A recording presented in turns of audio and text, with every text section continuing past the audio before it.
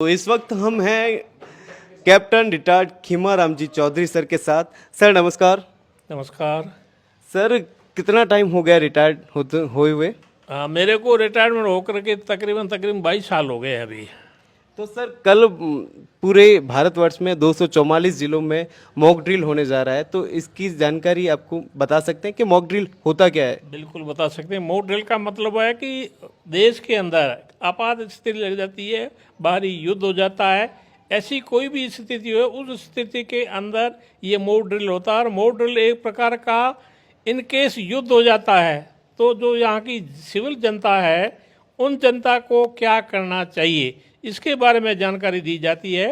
तो mock drill के time पर लोगों को घबराना नहीं है, लोगों को कोई वैसे वो नहीं करना है, बाकी अपने आप को सुरक्षित जगह, मान लिया कि युद्ध ड्रिल हो रहा है, इसका मतलब बमबारी हो रही है या पाकिस्तान कोई गोलाबारी कर रहा है, तो आप लोगों ने अपने आप को छुपाव हासिल करना, जैसे कोई गड्ढा है या जैसे कोई ऐसी जगह सुरक्षित है जहाँ पर आपको किसी भी प्रकार का कोई खतरा नहीं होता है। अगर रात का टाइम है तो आप लाइट बंद कर दीजिए, अंधेरा कर दीजिए, ताकि ये पता नहीं चले कि ये कोई आपको टारगेट नहीं बना सके, कोई भी आदमी आपको टारगेट नहीं बना सके।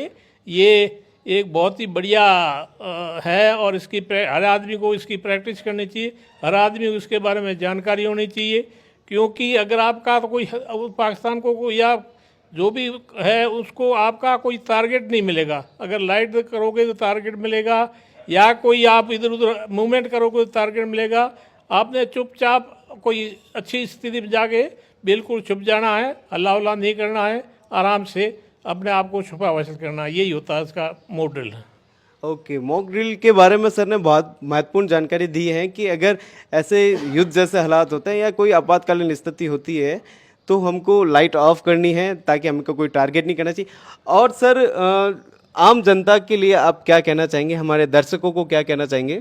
जनता को यही कहेंगे कि ये आज देश का जो हालात है उस हालात को देखते हुए आप लोगों ने घबराना नहीं है, आप लोगों ने अपना रूटीन जो भी है करते रहना है, लेकिन आपने टारगेट नहीं बढ़ना है। क्योंकि जहाँ शहर है, बड़े बड़े शहर है, जो भी है, तो वहाँ पर अपने आप को आपने कोशिश करना है, ऐसी जगह चिन्हित करना है कि ऐसी कोई प्रॉब्लम आप चुपचाप उसके अंदर घुस जाए, बच्चों को ही घुसा दे, बच्चों को बोलना हल्ला उल्ला नहीं करे, और आपकी जो लाइट वगैरह उसको नहीं करे।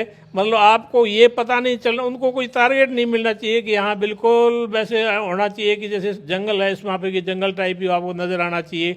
और तो दुश्मन अगर कोई टारगेट ढूंढने की कोशिश करे तो वो नहीं आना चाहिए, बाकी घबराना नहीं चाहिए। और ये बड़े हिंदुस्तान के लिए फ़ख्र की बात है, ऐसी कोई बात नहीं, इसके माफ़ी की प्रैक्टिस होनी चाहिए। ये हमारे लिए और आम आदमी के लिए बहुत अच्छा है, बहुत बढ़िया है, बहुत बढ़िया किया है इन्होंने जो कर रहे हैं वो। सर एक चीज़ और सुनने में आई है आज कि कई एक देश की पॉपुलेशन 25 लाख है और भारत देश में एक्स रिटायर्ड फौजी जो हैं वो टोटल 28 लाख है, तो इसमें कहाँ तक सच्चाई है? और कुछ बोलते हैं कि हमको जो हम रिटायर्ड फौजी है उनको हमें भेज दो कहीं पे, हम अपना आप ही सब जगह निपटा देंगे। आपने तो बहुत ही बढ़िया बात कर दी, हमारे दिल की बात कर दी। हम तो ये चाहते हैं कि हम 28 लाख रिटायर्ड फौजी हैं और हम तैयार हैं, बिल्कुल रेडी रेट हैं, बस हमको आदेश मिलना चाहिए। आदेश मिलते ही, क्योंकि हमने अपनी पूरी ज़िंदगी फौज में गुजारी है, 34 साल बहुत बड़ा साल होता है, और हिंदुस्तान का ऐसा कोई कॉर्नर नहीं है, कोई एरिया नहीं, इलाका नहीं देखा नहीं है। हमको तो सरकार को आदेश करना चाहिए, हम आज ही तैयार हैं, हमने अपनी वर्दियाँ वगैरह सब संभाल के रखी हुई है, कल ही वर्दी पहन करके हम पहुंच जाएंगे, बिल्कुल सैल्यूट करके वहाँ हाजिर हो जाएंगे।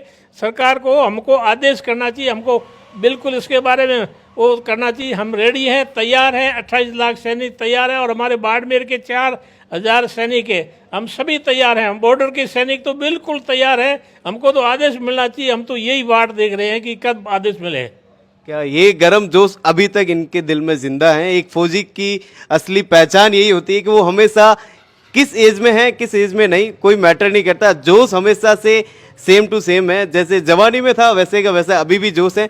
और सर सर्विस के दौरान आपने कभी कोई ऐसा युद्ध देखा हो या लड़ा हो? बिल्कुल साहब, हमने सर्विस दौरान, हमारे बहुत लंबी सर्विस होगी, हमने 19 पहली बात तो ये था कि हम बचपन थे जब पढ़ते थे कॉलेज में, तभी हमारे दिल में बड़ा गुरूर था कि हम नौकरी करेंगे तो फौज की करेंगे। और कोई नौकरी नहीं करेगी। और इसलिए क्या कि हम ज़्यादा ना पढ़ करके हमने कम पढ़ाई में के अंदर भी हम चले गए फौज में, और फौज के अंदर हमने 34 साल नौकरी किया, जो कि बहुत लंबी नौकरी होती है। हिंदुस्तान का ऐसा कोई इलाका नहीं जो नहीं छोड़ा हमने, हर इलाके में गए, वहाँ का कल्चर, वहाँ का रहन सहन वगैरह वगैरह बहुत बढ़िया लगा। लोग तो बोलते हैं कि फौज की नौकरी थोड़ी दुखी भरी है, लेकिन हमारे लिए तो कोई दुखी नहीं। हम तो जब रिटायरमेंट हुए तभी ये बोल रहे थे कि अगर हमको मौका आप अगर और बढ़ाओ तो और कर सकते हैं, लेकिन बोला कि ये आर्मी के रूल और रेगुलेशन में इतने साल ही नौकरी उसे अब नहीं कर सकते हैं।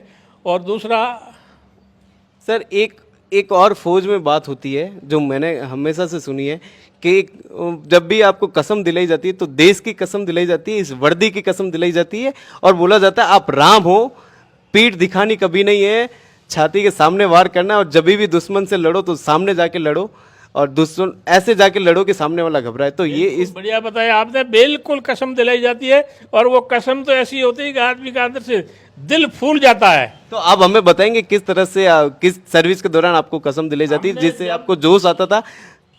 जब हम अपनी ट्रेनिंग पूरी कर ली है, जैसे हमने बेसिक ट्रेनिंग वाली पूरी कर ली, उसके बाद में हमारा बिल्कुल प्रॉपर तरीके से वो एक ड्रिल होती है, और ड्रिल के अंदर कसम दिलाई जाती है।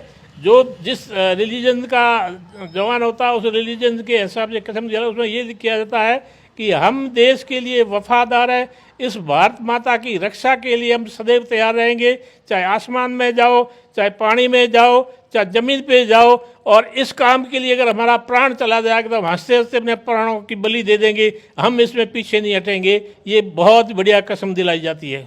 ये प्रण अभी तक है आपके जहन में और आपके दिल में? बिल्कुल अभी तक है। हम तो बिल्कुल कहने के जगह पे पुरानिया हुआ है, जो पुरानिया पड़े हमारे तो कूट कूट के भरी हुई है आज भी। अगर आज भी हमको मौका मिलता है या ऐसी कोई आता है तो हम तैयार हैं, बिल्कुल झंडा लेकर तैयार है, झंडा नहीं बंदूक लेके तैयार हैं, बिल्कुल तैयार हैं। ये थे हमारे साथ कर्नल साहब, कैप्टन साहब, और इनसे बात करके बहुत अच्छा लगा। आज सर आपको कितने साल हो गए, एज कितनी हो गई होगी आपकी? मेरी एज होगी 77 ईयर्स। तो 77 ईयर के हैं और आज भी पूरा जोश है और पूरे लड़ने के लिए तैयार हैं। बने रहे हमारे साथ ऐसे ही आगे की न्यूज़ के लिए। मैं महेंद्र खींची, थैंक यू।